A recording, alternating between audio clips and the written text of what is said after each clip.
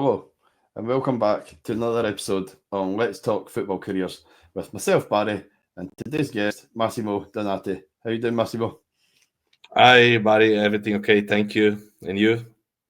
Great. Yeah, thanks for coming on. We're just going to run over your career. So, as a summary, you have played over 500 matches over 19 years, played over 300 matches in Italy. You won the Scottish League, you won the Scottish Cup before moving back to Italy, coming back to Hamilton, and you retired at St Mirren, I believe. Is that correct? Yeah, that's correct. Yeah, it's got a long career. So you represented Italy at under 16, under 18, under 20, and under 21 level as well. And you've touched into management and done a little bit of media work. But if we could just start back at where it all started, please, Massimo. So from your youth up until Atalanta, please. Yeah, I'm from a wee place in northeast of Italy, and when I was young, I had just a big passion in football, and was scouting from Atalanta. They watched me when I was very young, and I moved in Bergamo, like in a college, when I was 14 years old. And in a 14 years old, I had all the academy, year by year in the Atalanta academy, until the first team. When 18 years old, I was straight away in the first team, and I started to play in Serie B. We won the league, and the year next we moved in the Serie A and was against in Atalanta. Was a great season for me for the club as well. And after that, I moved in AC Milan. Then in Bergamo with Atalanta, was very good because I grew up like a player and a person first. Atalanta is very famous here because a lot of young players have got the possibility to growing up in the right way. They are thinking yes about the player, but to growing up like a person as well. You have to go to the school, you have to study, you have to have you have to be very good person as well. And that's why every year still now in Atalanta they're coming out a lot of young teams. Then after they go on the first team and after they sell them and blah blah blah. And that was 98 99, I think, when I started playing in the first team. And from that, my football career started. Yeah. Can I ask, did you play in the same team, or was Claudio Caniggia around about that time? Yeah, I thought that was research. What was he like? I mean, he was quite young back then. I say young, but I was the youngest player in the team, and he was probably the oldest one because he wasn't at the end of his career. But and in the dressing room, I was sitting close to him and was very impressive for me, because we was talking about a great player. He did a lot in the past for his national team in Italy as well, and and it was good because he gave me always good advising, good always a good chat with me to try to do this better on this because he has a great experience in football. Then I learn a lot from him. Yeah, a real legend of the game to help you along at a young career. It's fantastic. I've got here you went to AC Milan. Was that along with Christian Zanoni as well? Was there a deal involving Zanoni as well? Yeah, the deal, yes, was me and Christian Zenoni moving AC Milan, but he left just a couple of weeks later because the AC Milan, they bought Inzaghi from Juventus and they give him Zenoni in the part of the deal. Then we moved together, but he left straight away to Juventus because AC Milan take Filippo Inzaghi. Yeah. Was it Ancelotti that was in charge back then, or who was in charge of AC Milan? No, the beginning. The beginning was Fatih Terim. Then it was Terim, and they stay with us like 3 months, something like this. And the result was not very good. And after Ancelotti, like November, something like that, he came in AC Milan. What was he like? I mean, Ancelotti. I mean, although you found it tough to get into the team, but I mean, you were around Ancelotti. You were around some players. I mean, I've got down here Gattuso, Rui Costa, Pirlo, Albertini, Redondo. The list goes on. It's. I mean, you're playing with elite level of players here. You must have been Yeah, what 20, maybe. yeah. Names in the team was very big. Was very impressive for me as well. Honestly, when Terim was in charge, I played much more because when after it came Ancelotti he was looking more for more ready players, no more experienced players than with Ancelotti. I didn't play much. But when you are in a team like AC Milan or Juventus or teams like this, you are talking about Italy mentality. You need results straight away. They are now as well. They are talking the TVs why in Italy the young teams, the young players didn't play much, because here coaches, manager are always a bit scared to the opportunity to have a bad games and play again and play again and play again. Need the results. If you don't win, it's a disaster. Blah blah. Then was one of the problems. That's why I like now I'm coach. I like a lot when I have to put young players in, because I love young players because they listen more, they run more, they want to learn. Then, but that's part. Every manager, every coach, I've got his idea. It's very difficult now. I've spoke to a lot of managers, and they all say the same. They say it's so difficult to give youth players a chance because, like you say, that 12 games and they can be sacked. And it's like you need to instantly. And I think every grassroots level suffers, but I do notice there's a lot of Scottish players playing football in Italy now as well. Yeah, and they are doing very well. They are doing well, yeah. But in Scottish players, they've got already from when they are kids the mentality to be very strong, to be very aggressive, very box to box, very determined when they are playing. Then there are always characteristics coaches love. Now the biggest one is McTominay in Napoli. Of course, he scored a lot of goals, but he ran a lot. He's fighting a lot. He make every time a good tackles. And for a coach like Conte, is perfect because his football is that one. Then, but many times I saw Scottish players over here. They don't need much to adapt at Italian style, Italian football. Yeah. They're just happy to be in the sun. You'll find that the Scottish, if we're over in the sun, they're just happy. That's how it works. Gives that wee bit extra. But if we can look here from your time at AC Milan, you went on loan to Parma. You worked under Cesare Prandelli. Is that right? Cesare Prandelli, yes. Yeah. How was he? Yeah. That part of my career, was when I arrived in AC Milan was like a dream for me. It was like I was on top in my mind here. I was like thinking, oh wow, now I'm good. But when you're thinking like this, is the time, if you're not still pushing, is the time you go down. If you are not ready mentally to stay and to go again and go again. And then I started to go on loan in Parma, Torino, SAMPDORIA. Yeah. And to go in the big clubs, I think is not so difficult. It's difficult, but it's not so difficult. But stay in a big clubs is different. That's the real difficult for me part of for a footballer.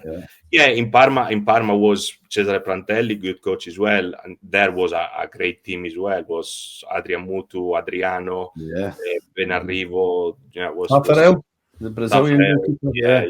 Was great team as well. Yeah, so brilliant. You finished fifth that season, didn't you? I didn't remember.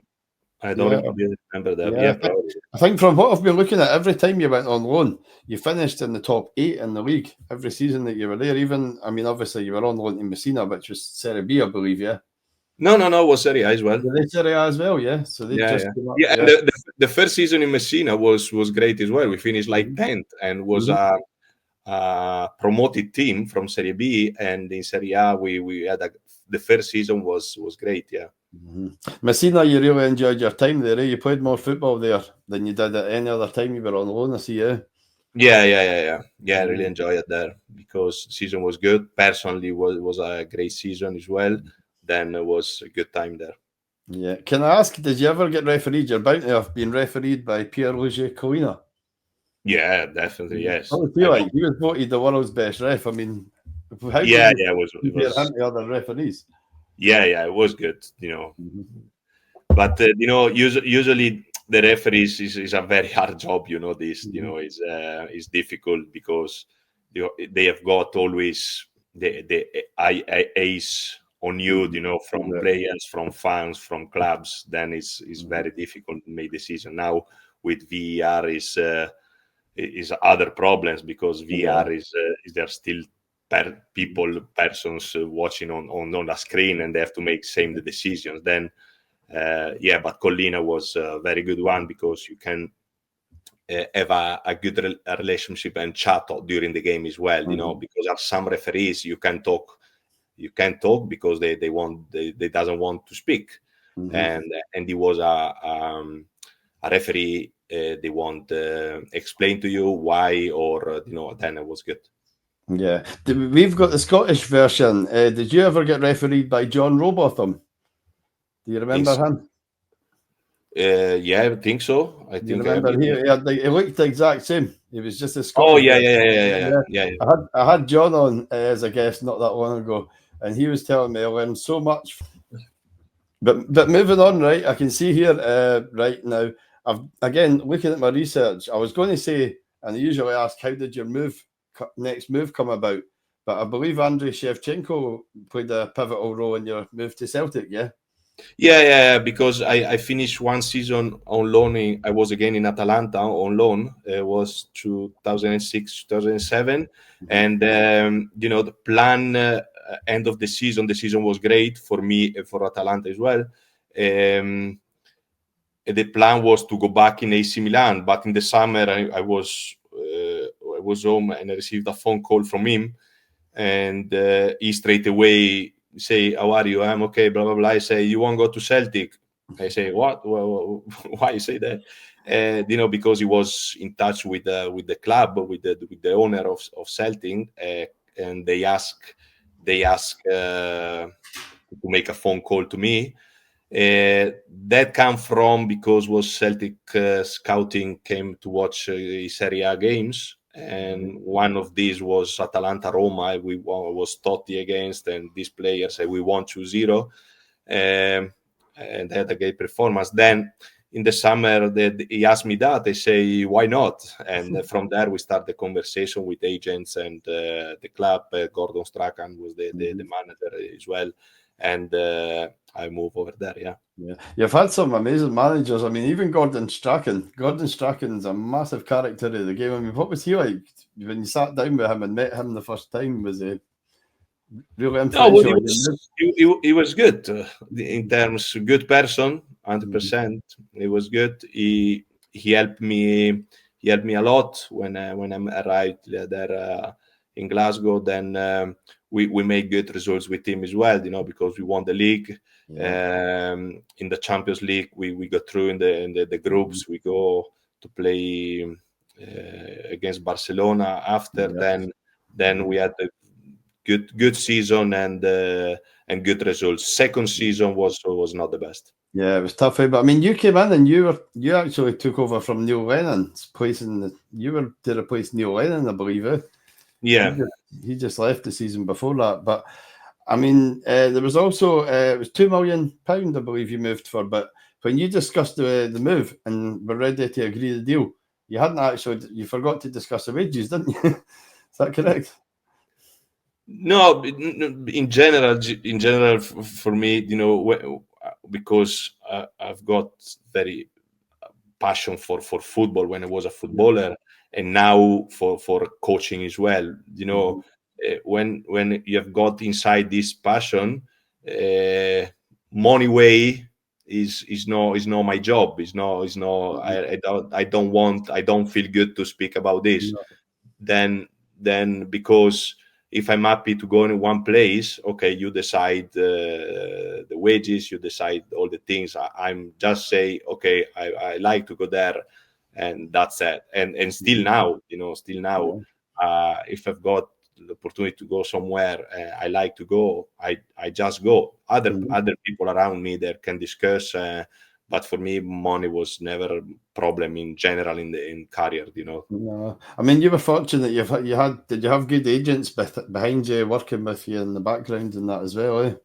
Yeah, agents, are part of every player or coaches. They've got agents, but they are just person there to support you, to help you, because now contracts have got a lot of details inside the contract that they just want to make sure everything is okay. There was when I was a footballer, the same, no?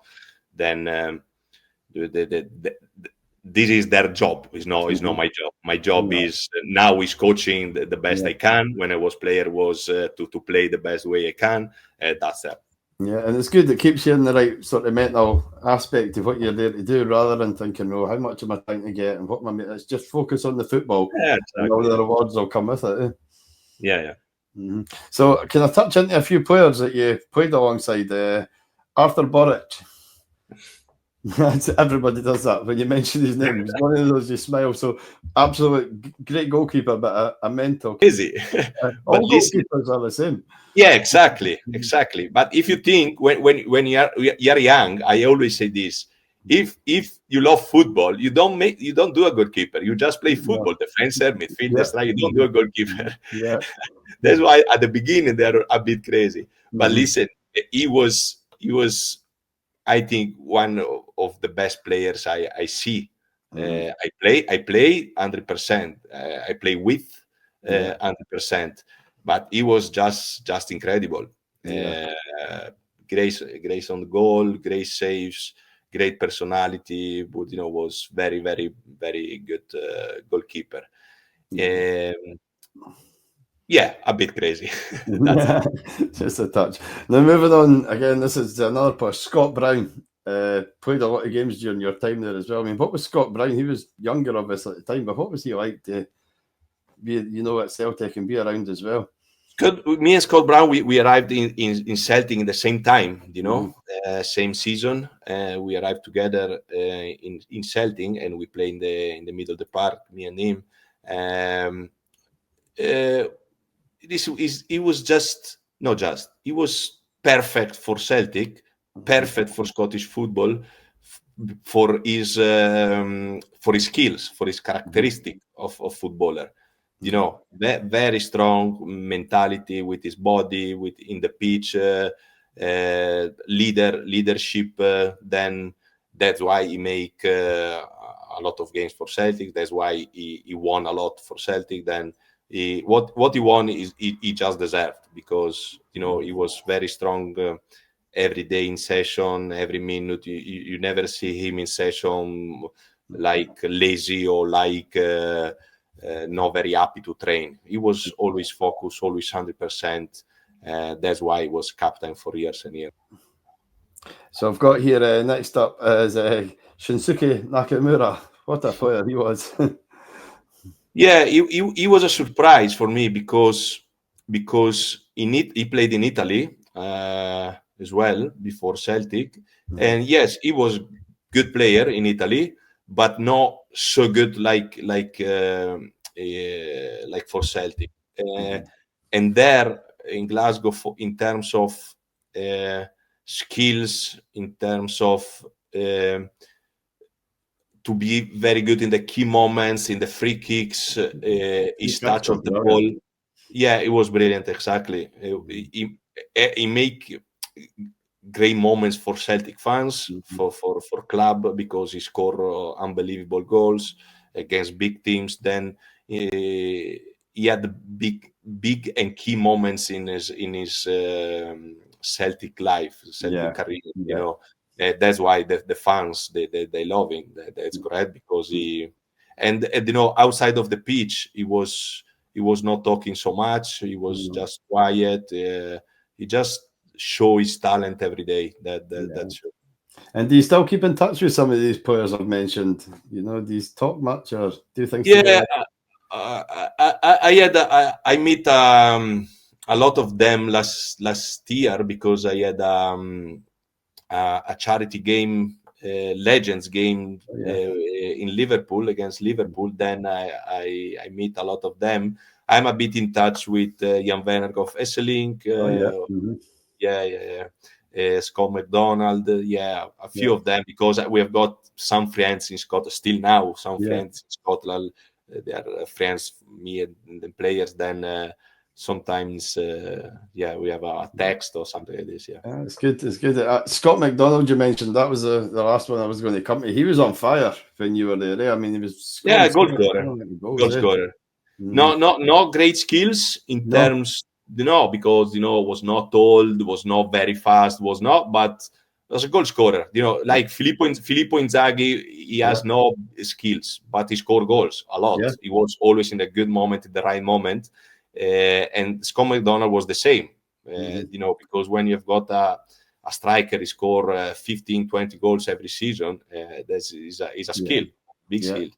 They call it box in the box, I think you say. They say, box in the box, and just done what he needed to do, but scored. To be in the right moment, in the good moment, where the ball and pump put in. You touched into the time in the Champions League. Now, you'll talk about it all the time, but the Shakhtar Donetsk moment, the goal that you scored in the 92nd minute, could you talk us through that, how it felt, the night at Parkhead? That must have been one of the highlights of your career, surely, Yeah, 100%. I've got here, look. Let's see. You see that? Yeah, over there, just after the goal. Oh, wow. It's amazing you keep the mementos. That's what I would do. Because it was the highest moment for me in Celtic, because for me was never looking about me. If the team win, is good. Is no. I never look for me to be a very good moment, but for the team. No, when is the team win is good for everyone, me included. But that goal obviously was for the club, for the team, for fans, was for everyone, was incredible. And that goal was the key. Everybody was happy. Then I was very, very good. First here, first season in Celtic, I scored that goal, and we won the league as well.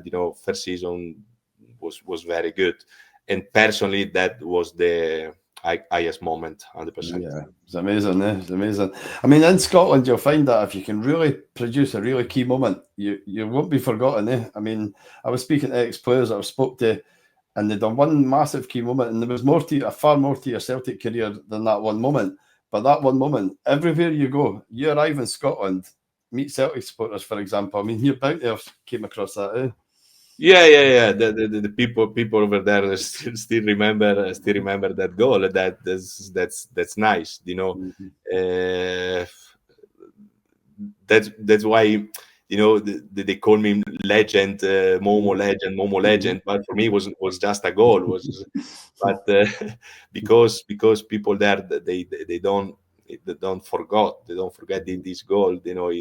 Is nice, and is good for me. Because I feel I give to everyone in the Celtic family a very, very high moment, and to be happier. Yeah, and that's what it's all about. I mean, me talking to you as a fan, and you as an ex-player, that's what it's all about, is creating the key moments that, when your career's finished, you can look back, and the fans like yourself will be able to say, "Oh, do you remember that?" And you must be so proud. Listen. I'm not a person in general. I don't look much back. I always like and love what I have to do in the future. That's 100%. but sometimes when you go back and to speak about this example, what we just done now is just nice. That's it. Yeah, But and finish. can you put yourself right back there in the moment? Remember all the noise, the stadium, the whole atmosphere, everything that came with it. You can put yourself right back there. Yeah. Yeah. But I'm more excited to think what I have to do in the future. Yeah, and I think that's been the key through your whole career. You've never looked back. You've always looked forward, eh? But I mean, do you get back to Parkhead much? You know, Celtic Park. Now is a bit. I don't go Parkhead. Yeah, it's a couple of years. Yeah. No, but they've been in a good moment for a long time now, eh? And I mean, you'll watch out for the Celtics results surely as well. Yeah. Yeah. Yes. Yeah. I've got plans to come again. You know, so to see some games. Or meet some friends over there, but now I have to see my job, what is going on, and after we decide. Yeah. Is it difficult when you've played in big stadiums like that, big moments? Once you retire, it must be such difficult to adapt. If playing in that big stadium and walking out to that, to just stopping. I appreciate you've got into coaching, but it must be so difficult, eh? No, zero difficult for me. You just Zero. Yeah, zero difficult for me because have got clear idea in my mind what I have to do in the future, and I know to go where I want to go. I have to go. I have to do some steps. Okay, and 3 years ago, like a manager, I won the Serie D. Serie D is like A, B, C, D is the fourth, right? Yeah. And was the first season, approx the first season like a coach. And Legnago Salas.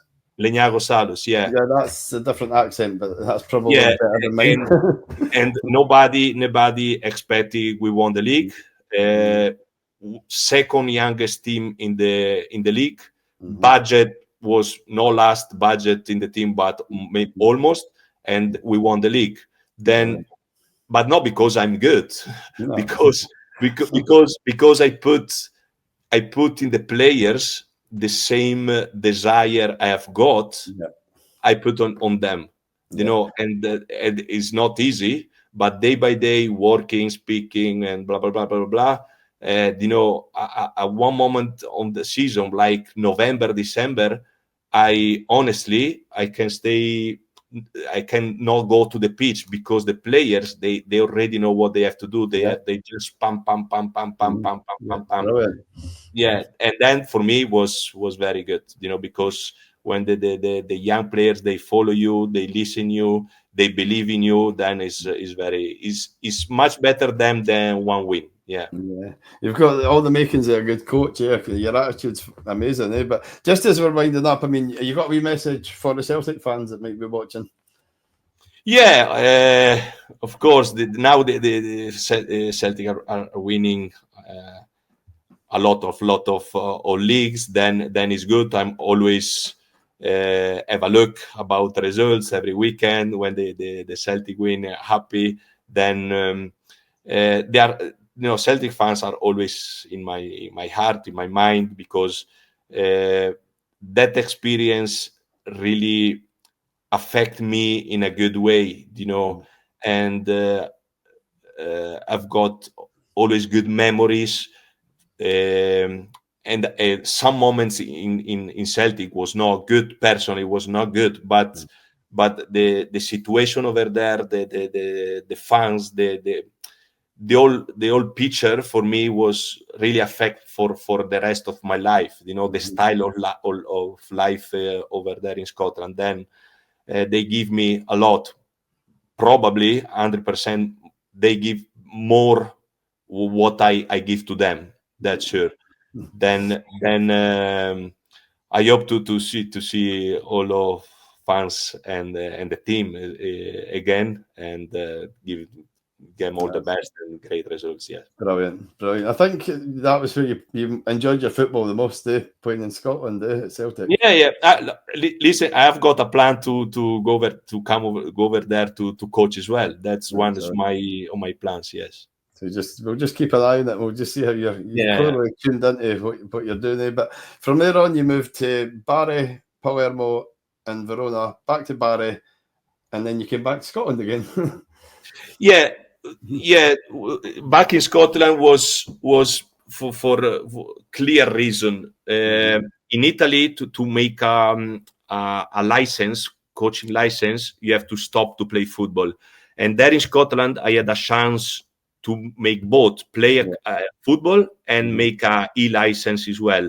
Then that's why when I moved to Hamilton, I make this. I was playing with Hamilton, and the same time I make a license. And that's good for me because I still want to play football. We had a couple of good seasons as well, and I make the license. After I make the pro license here in Italy, but there in Scotland I had that opportunity, and then it was good for me. Yeah, you enjoyed. I mean, Hamilton. You said you had 2 seasons there. Did you play alongside Dougie Imrie? Yeah. I had him on 2 podcasts ago. Dougie's Morton. I know. Yeah. Do you speak to him much? Have you seen him much? No. Recently, I know. I go to see the results he make as well. He's a couple of years, more years. He's there in Morton, correct? He's 3-4 years. 155 games or 154 games, I think he's played now. He's the 5th longest serving manager in Scotland. He was telling me. Really? Yeah, so he's done really well. He's enjoyed his time at Morton. Yeah. It was with him. Hamilton obviously was different. Club, was small, but it was I enjoy it as well. Because there was not a lot of pressure.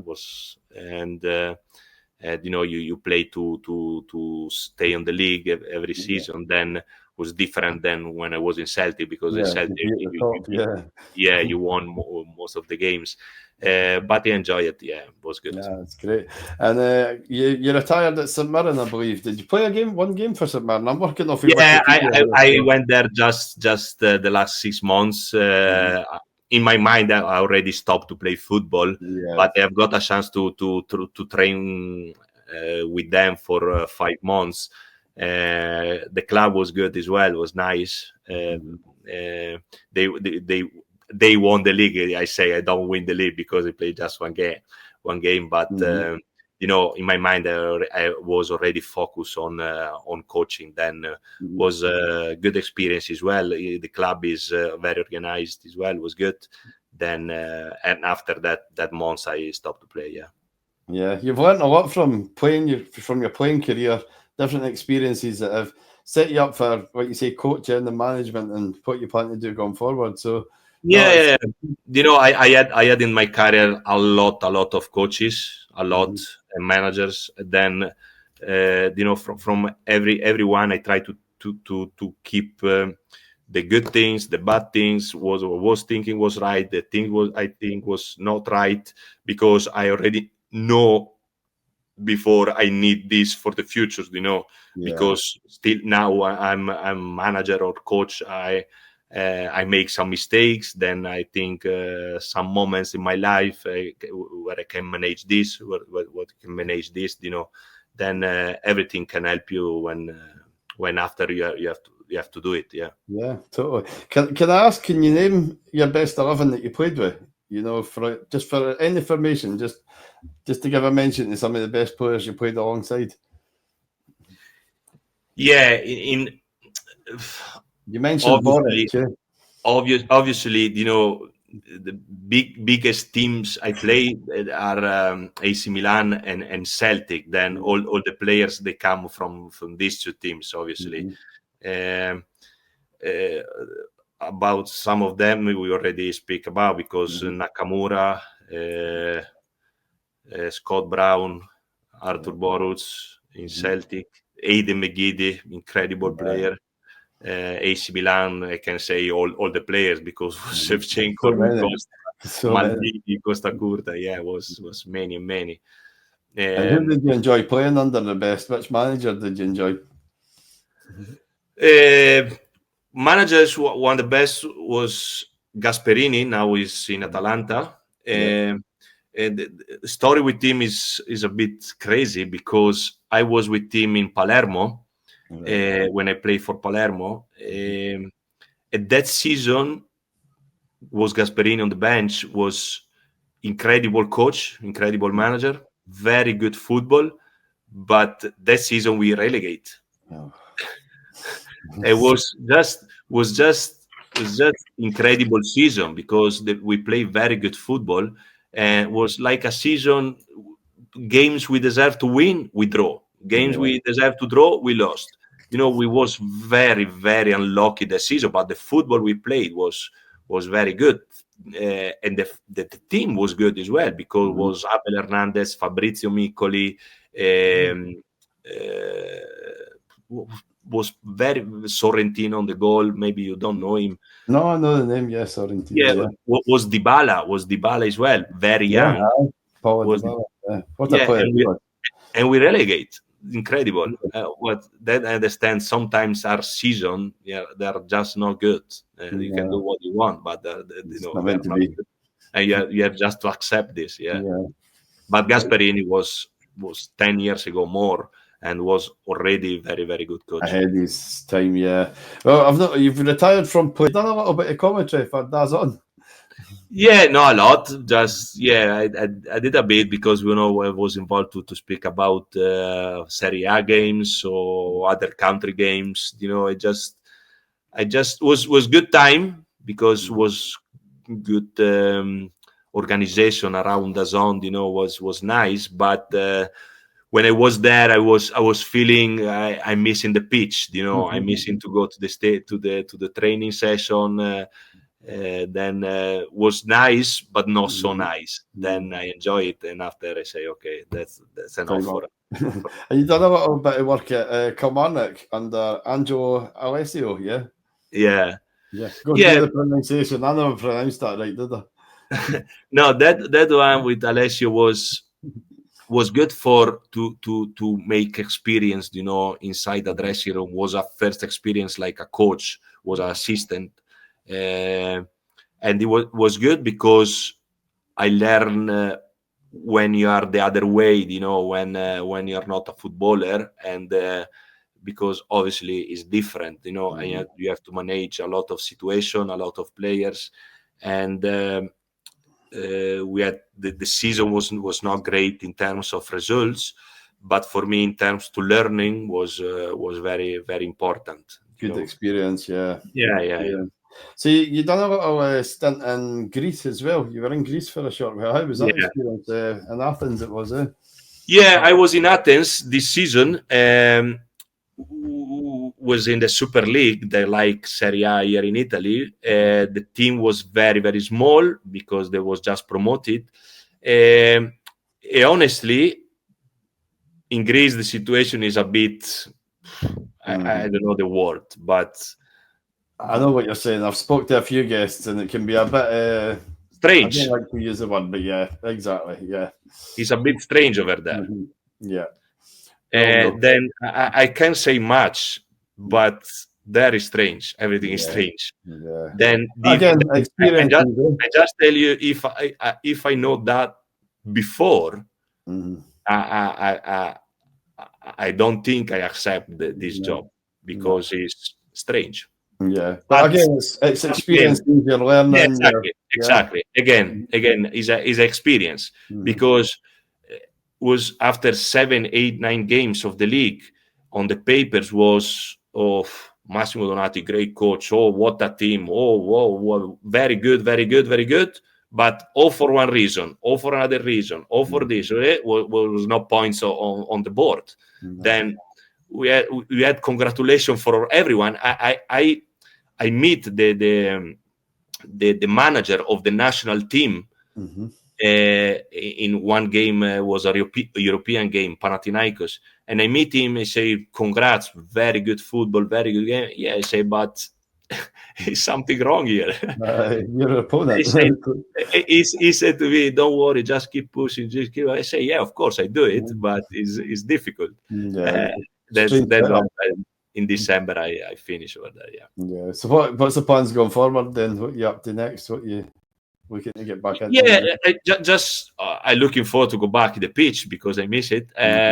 Just something I like, just something I love, just something I feel when I have to go there. Oh yes, I love this. Some situations where I can work in the right way when they are organized, when I have got young players to improve.